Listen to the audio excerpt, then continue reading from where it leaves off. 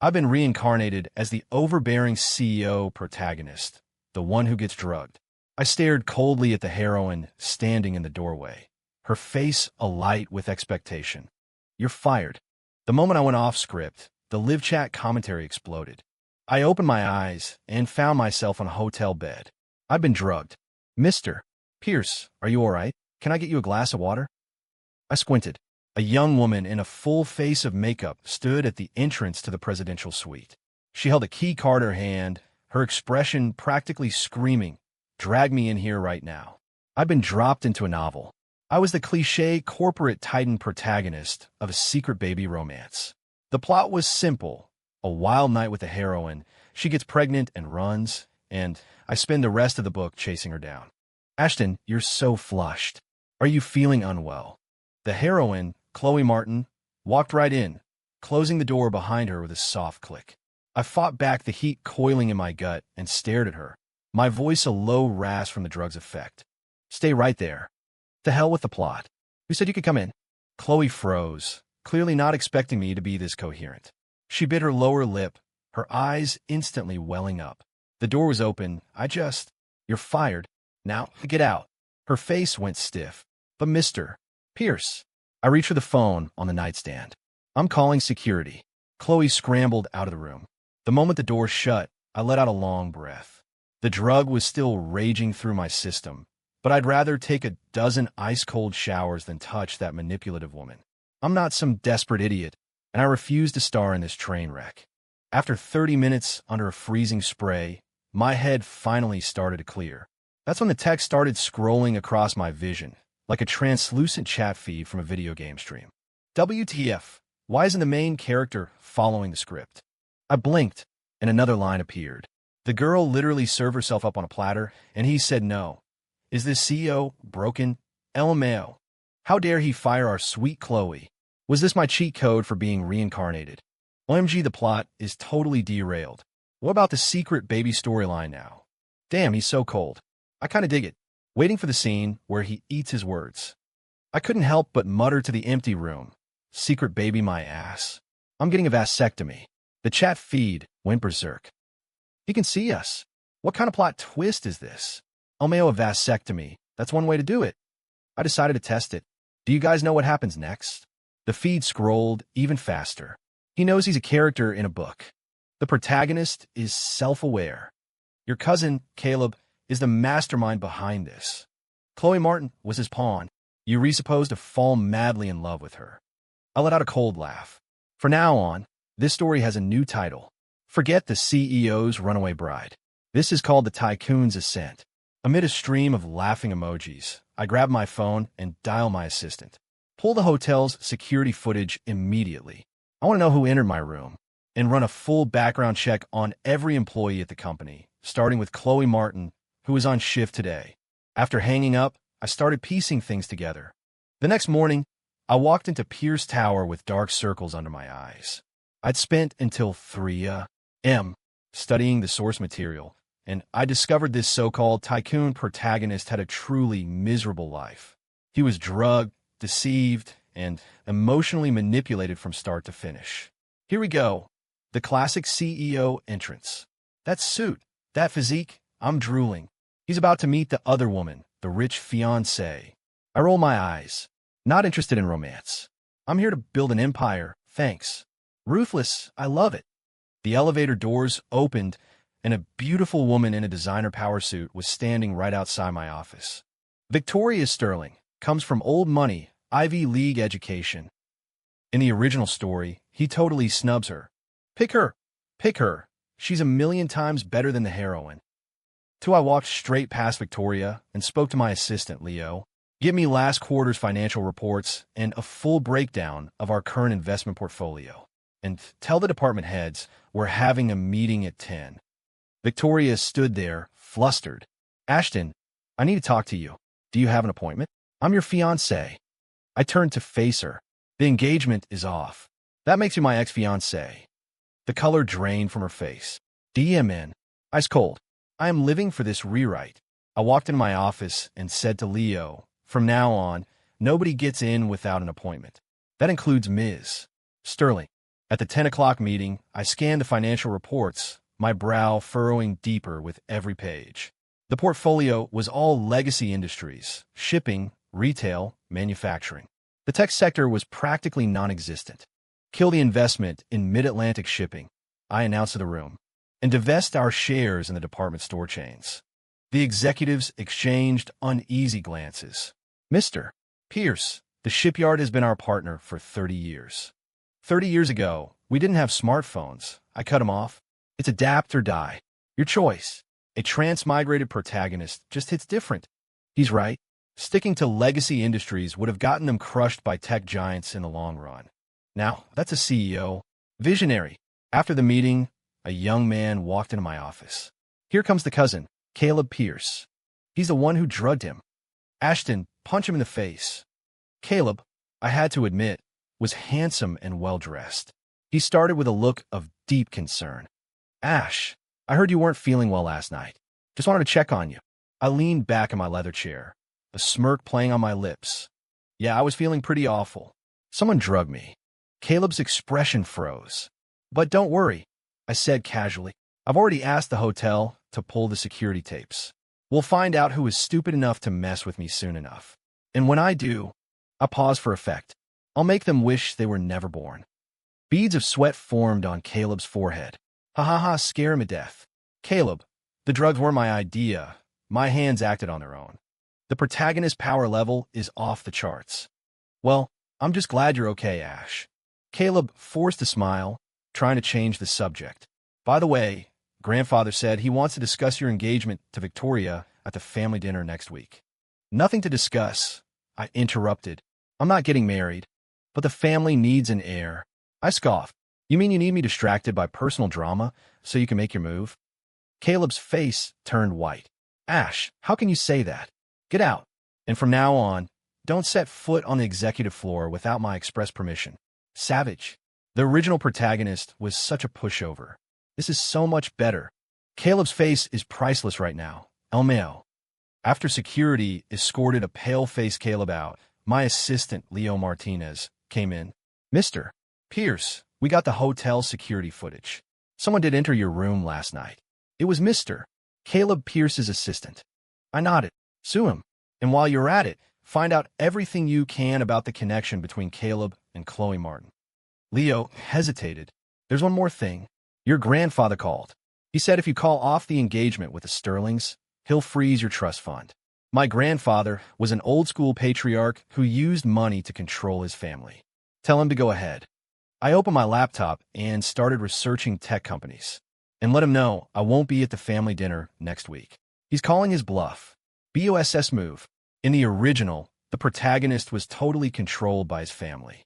This is way more satisfying. After a stunned Leo left, I got a call from the founder of a tech startup. It was a small, AI-driven medical diagnostics company that, in the original story, saw its valuation multiply 100-fold. Pierce Corp missed the boat. Dr. Evans, I'm very interested in your project, I said into the phone. I'm prepared to make a personal investment of $20 million for a 10% stake. A personal investment? Not through the corporation. Smart. That way he's insulated even if the family freezes his corporate assets. This guy is building his own damn empire from the ground up. After the call, I stood at the floor-to-ceiling window, looking out over the city. If I'm going to be a corporate titan, I'm going to be a real one. Building an empire is a hell of a lot more interesting than chasing after some runaway girl with a secret. Let her run. The next week was a blur of pure work. Days were spent restructuring the company. Nights were for researching investments. This guy is such a workaholic. The heroine is going to be permanently unemployed. There's nothing sexier than a man focused on his bottom line. Chloe Martin is crying in a corner somewhere. Chloe did, in fact, try to do some crying. After being fired, she immediately posted a long, tear-jerking story on social media titled, "Corporate Titan Casually Destroys a Young Woman's Life." She was hoping for a public outcry, but I'd already had the legal department on standby. Within 2 hours of her post going viral, the official Pierce Corp. Twitter account released a statement, complete with the security footage of her entering my room uninvited and the bank records showing payments from Caleb's assistant. The hashtag Hotel Honeytrap was trending worldwide. And she's canceled. Where's that plot armor when you need it? Protagonist. I've anticipated your every move. Caleb wasn't sitting idle, either. Since I skipped the family dinner, he used the opportunity to kiss up to the old guard. My grandfather, in a fit of rage, actually did freeze my trust fund and threatened to have me removed as CEO. Mr. Pierce, the board is holding a vote on your position tomorrow, Leo reported, his face etched with worry. Mr. Caleb Pierce has already been lobbying several board members. I was busy looking at a file on a startup called Nexus Innovations. In the original story, this company developed revolutionary solid-state battery technology 3 years later, and its market cap exploded. Give me a meeting with the founder of Nexus, David Chun. This afternoon, I told Leo, tossing him a flash drive. And play the contents of this at the board meeting tomorrow. What's on the flash drive? A secret weapon. What did he prepare this? OMG, the suspense is killing me. When I met David Chin that afternoon, I laid my cards on the table. A $50 million investment for a 20% stake. I'll provide the capital personally. Chin looked at me, surprised. Mr. Pierce, we only need $20 million. The other $30 million is to buy out your other early investors, I said, sliding a list across the table. Especially a Mr. Zhang. I want it out of your company completely. Mr. Zhang was Caleb's proxy investor. In the original story, Caleb used him to gain control of Nexus and later weaponized its patents against Pierce Corp. He's cutting off his cousin's escape route. How does he know all this? Being reincarnated is the ultimate cheat code. This is some 4D chess right here. After signing the deal, I headed back to the office to prepare for the next day's battle. As I stepped out of the elevator, Victoria Sterling was there again, waiting. The fiancé is back for round 2. In the original, this is where she forcibly kisses him. Run, Ashton, run. Ashton, we need to talk, she said, her eyes red-rimmed. I know you don't want to get married, but at least don't cancel the joint venture between our families. I walked around her and unlocked my office door. Business is about profits, not family ties. Your family's proposal is 15% above market rate. Do you think I'm an idiot? That's because... She bit her lip. Because it was the only way to force my hand. I sneered. Go back and tell your father he can either match the market rate or get lost. Victoria's face went pale. Do you hate me that much?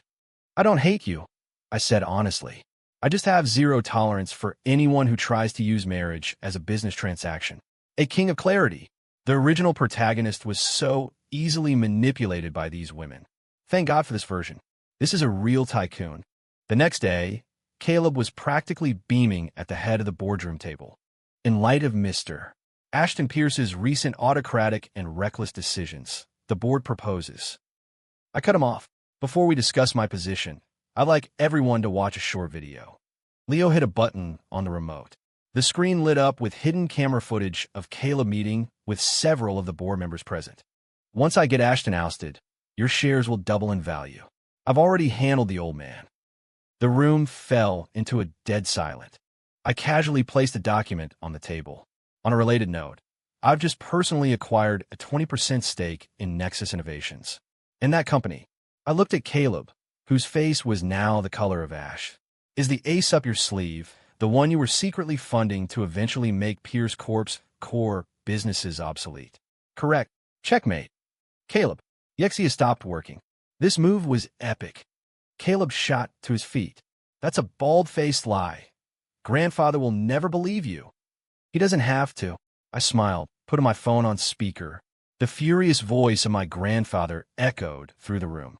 Caleb, get your ass back to the estate, now. The board voted unanimously to keep me as CEO. Caleb was suspended from all duties, effective immediately. Alert!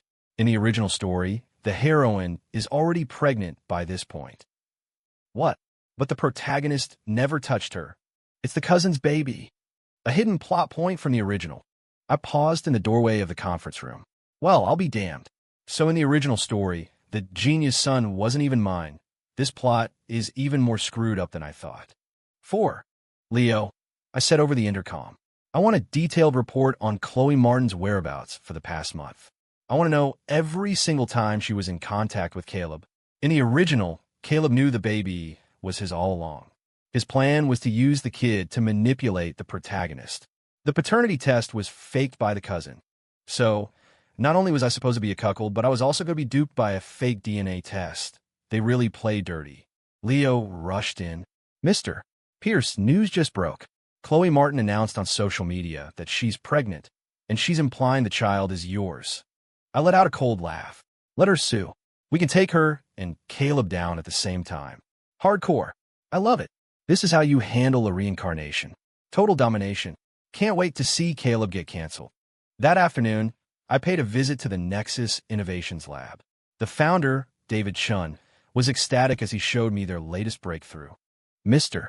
Pierce, our new solid-state battery has an energy density that's 30% higher than anything on the market. I picked up the palm-size battery. What about manufacturing cost?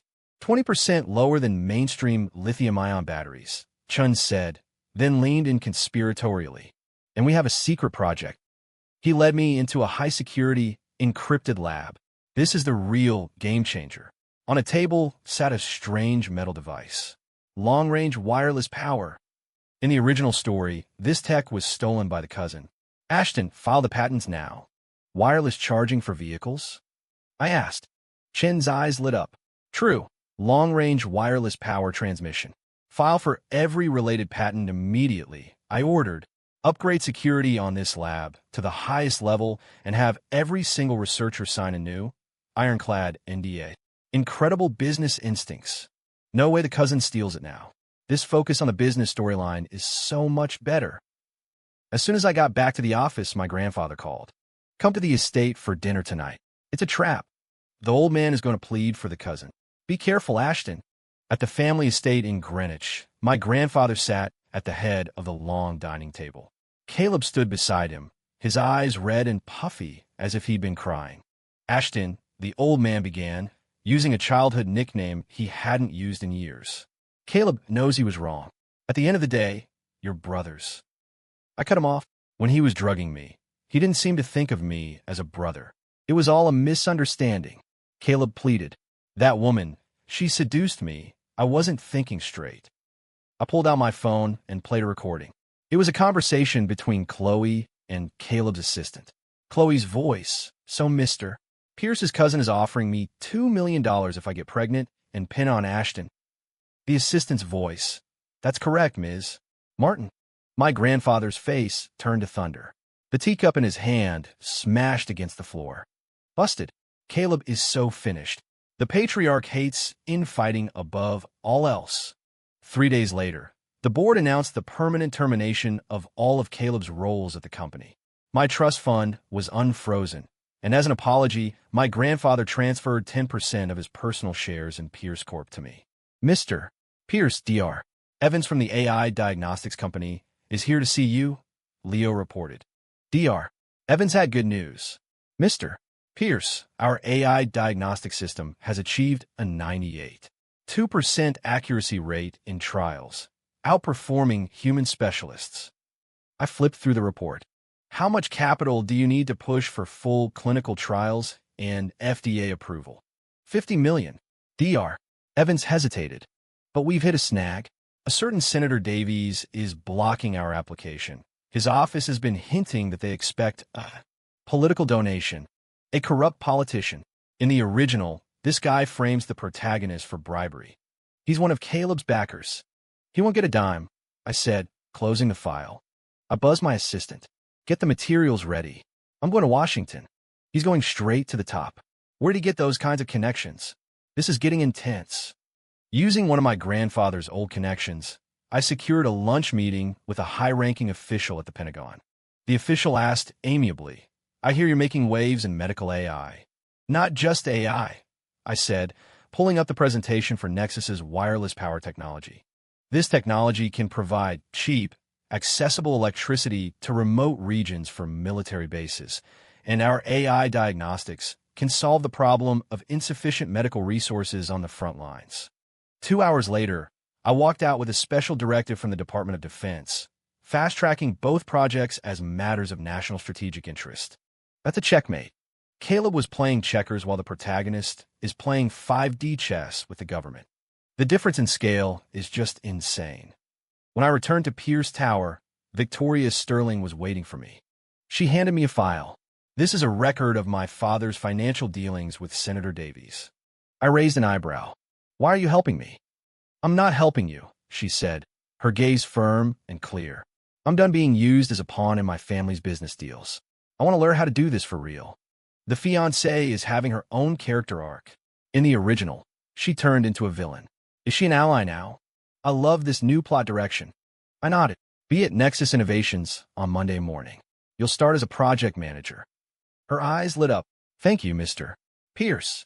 A week later, the tabloids were filled with Chloe Martin's tearful press conferences. I had my lawyers call their own conference and present 4 pieces of evidence. Hotel security footage of her willingly entering my suite. Bank records of the payments from Caleb's assistant. Her prenatal report, showing a conception date a week before the night in question. A collection of intimate photos of her and Caleb. The court of public opinion reversed its verdict instantly. She asked for the receipts, and she got them. Caleb is not only a failed usurper, he's a baby daddy who got publicly exposed. This move was flawless. That night, my grandfather called. Ashton, he said, his voice heavy with resignation. Pierce Corp is yours now. All of it. I hung up and stood at the window, gazing out at the endless sea of city lights. The original plot is so far in the rearview mirror, it's a doc. This is what a real male lead should be doing. Can't wait to see him on the cover of Forbes. I smiled and picked up a new investment proposal. At the Monday morning meeting, the CFO started his report. Mr. Pierce, over the past 2 weeks, a mysterious buyer has been steadily acquiring our shares on the open market. They've accumulated 9%, just shy of the SEC's disclosure threshold. Here it comes, the international villain. Careful, he's going to get hostile takeovered. Julia Morrison is about to enter the game. I tapped the table, find out who the buyer is, and prepare to activate our poison pill defense. The executives looked at each other, confused. What the poison pill? Some kind of corporate warfare tactic? He was already prepared for this. The meeting had barely ended when Leo rushed in. Mr. Pierce, we have visitors from the Department of Defense. They say it's about a potential partnership. In the conference room, 2 men in civilian clothes were waiting. The man in the lead showed me his credentials. Director Vance, Defense Advanced Research Projects Agency. We're extremely interested in your wireless power technology. The big guns are here. He's untouchable now. Let's see Caleb try to steal the tech now. I signaled for David Chun to present the technical details. Director Vance's eyes gleamed. If this technology could be integrated into our existing hardware, he murmured to his colleague. Be careful about espionage. In the original, this tech was stolen by a foreign power. Sign the NDA, Ashton. A partnership is possible, I said, sliding a prepared contract across the table. But it will be subject to the highest national security protocols. Later that day, while inspecting the Nexus lab, I saw Victoria secretly copying data onto a thumb drive. WTF, the fiancé is a corporate spy.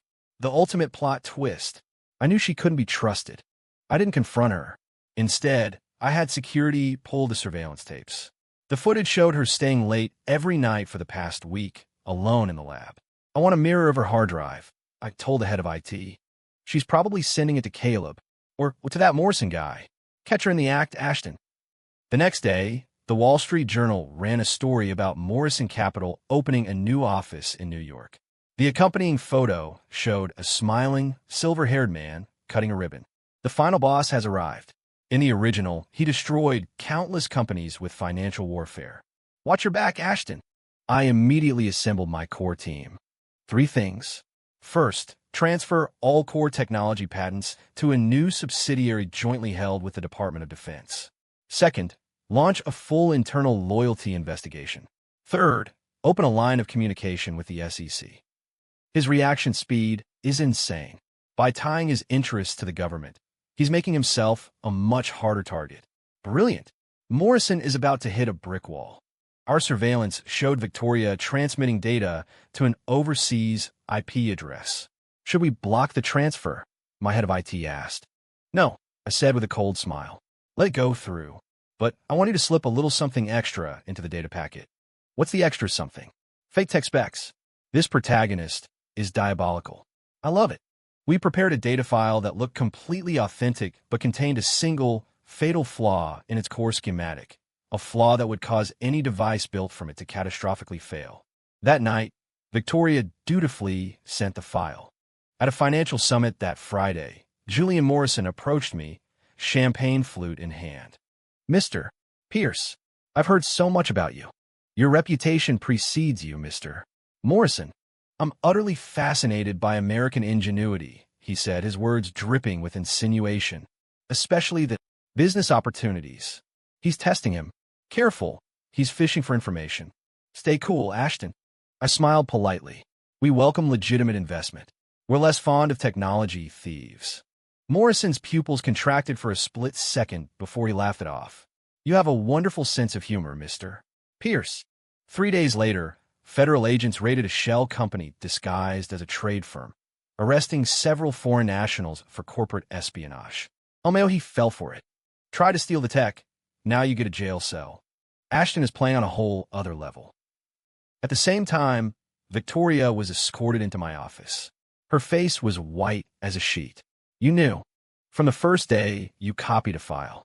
I pushed a resignation letter across the desk. "Sign it. Why is he letting her go? She should be going to jail with the others. Is he going soft?" Victoria signed the paper with a trembling hand, then broke down in tears. "My father. He owed Morrison an incredible amount of money. He made me." I looked at the signed resignation letter and smiled with satisfaction. I immediately buzzed my assistant. "Leo, get the NYPD on the line. I've got a corporate spy here who's ready to confess. Also, call our lawyers. I want to sue the Sterling family into the ground for damages." Victoria's jaw dropped. "Oh, I get it now. By having her resign first, he avoids paying any severance. He truly is a ruthless capitalist. I'm here for it." Leo burst into the room, looking panicked. "Mr. Pierce, we just got word. Morrison has teamed up with 3 investment banks to short our stock. The real war begins now. Don't you dare lose, Ashton. Do something." I watched the stock price plummet on the screen, and, to everyone's surprise, I laughed. "Activate the defense plan, alert our government partners, and release the news that our wireless power technology has passed all military-grade testing and has been officially adopted by the Department of Defense." 30 minutes later, the stock chart executed a perfect V-shaped recovery. NSC, using good news to counter the short sellers. Classic. Morrison is going to lose his shirt. Sure enough, news broke after the market closed that Morrison Capital had suffered a single-day loss of over $200 million. Before I left for the day, Director Vance called. "Mr. Pierce, the Joint Chiefs saw the tech demonstration. They'd like you to attend a special advisory meeting in Washington next week. An official endorsement from the top. It's over. He's won. The protagonist is on top of the world. The original plot has been completely annihilated. A new legend is born. This is the corporate thriller I've always wanted to read. Watch him conquer the world." After his failed short-selling attack, Julian Morrison had the Wall Street Journal publish an explosive front-page story. "Pierce Corp's core technology allegedly infringes on U.S. patents, faces potential $100 billion lawsuit." The live chat exploded. "WTF, Morrison is playing dirty. This is a patent troll attack designed to kill the company. Ashton, fight back." I just smirked, logged into the official Pierce Corp Twitter account, and posted 3 documents. Our global patent registration certificates filed a year ago. Evidence that Morrison Capital had hired hackers to breach our servers. A pretrial ruling from a federal court dismissing the lawsuit as frivolous. The caption read, "Keep trying. We'll see you in court." Within 30 minutes, the hashtag Morrison Capital fraud was the #1 trend in the world. When the market opened, Morrison Capital's stock plunged 40%. The chat was gleeful. "Oh, Mayo, he played himself. That counterattack was brutal and beautiful. Morrison, why did I ever pick a fight with this guy?" Director Vance paid another visit, but this time he brought a top-level strategic partnership agreement. "Mr. Pierce, the White House wants to prioritize your wireless power technology for the next generation of national infrastructure." I smiled slightly. "Excellent. I have one condition." "What is it?" The new venture must be operated independently by my team, with the government as a silent partner holding equity. The chat was stunned. Is he insane? Making demands of the government? That takes balls of steel. Will they actually agree? Director Vance was silent for a moment, then made a phone call. 10 minutes later, he nodded. They've agreed to your terms. The chat feed turned into a waterfall of text. He's basically ascended to godhood. That move was legendary. What can Morrison even do now? It's over. Life was quiet for a while, until some old ghosts reappeared for one last pathetic attempt at relevance. Caleb, unwilling to accept defeat, teamed up with Chloe. Using a forged paternity test, they filed a lawsuit demanding a portion of the family shares on behalf of his illegitimate son.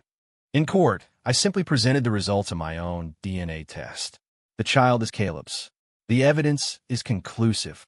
The judge threw the case out and warned Caleb he was now under investigation for perjury and filing a fraudulent lawsuit. The media had a field day. Hashtag air wannabe fake paternity and last-ditch power grab hashtag Chloe Martin's final scam exposed hashtag. The chat was howling. Social suicide, part 2. Caleb's life is officially over. Chloe, but what about my secret baby runaway bride plotline? My grandfather, thoroughly disappointed, amended his will, permanently removing Caleb from the family trust. Chloe showed up at Caleb's apartment with the child and was turned away at the door, becoming a permanent fixture in tabloid gossip columns. Caleb was arrested at the airport trying to flee the country and was sentenced to 10 years in prison. 3 years later, I topped the Forbes list as the richest person in the country. The chat feed was a victory lap. The original protagonist just chased a girl. The new protagonist became the richest man in the world. THIS is the script a male lead deserves. No. Is it over? I'm not ready for it to end. From drug CEO to global tycoon. What a journey. The original author is weeping. Her plot has been atomized. I chuckled. So did you enjoy the show? Enjoy it. That was the most satisfying story I've ever read. I picked up my coffee cup. In that case, it's time for you all to go. The chat suddenly turned sentimental. No, we want to see you acquire Apple and Google. Ashton, without you, what other stories are worth reading? Please, just one more chapter, an epilogue. Let me just rewatch the hostile takeover scene one more time. Mr. Pierce, give us some life advice before you go. Ashton, we can't live without you. I set down my cup, a slight smile on my lips. Fine. A few final words for the road. A real titan doesn't force a woman into his bed. He forces his competitors to the negotiating table with data they can't refute. He acquires undervalued assets during a market crash and invests in the future before anyone else sees it coming. A real titan doesn't prove his power by cornering someone against a wall. He proves it by forcing market analysts to change their reports and making governments seek him out for partnerships. Love can betray you. Romance can fade. But your empire, your ambition, that will always be yours. Damn, that's a mic drop. I'm getting that tattooed on my brain. Hail Pierce, forever our king. The final line of text slowly scrolled by. Goodbye, and thank you for being the greatest CEO we've ever known. My vision cleared. The chat feed was gone. The end.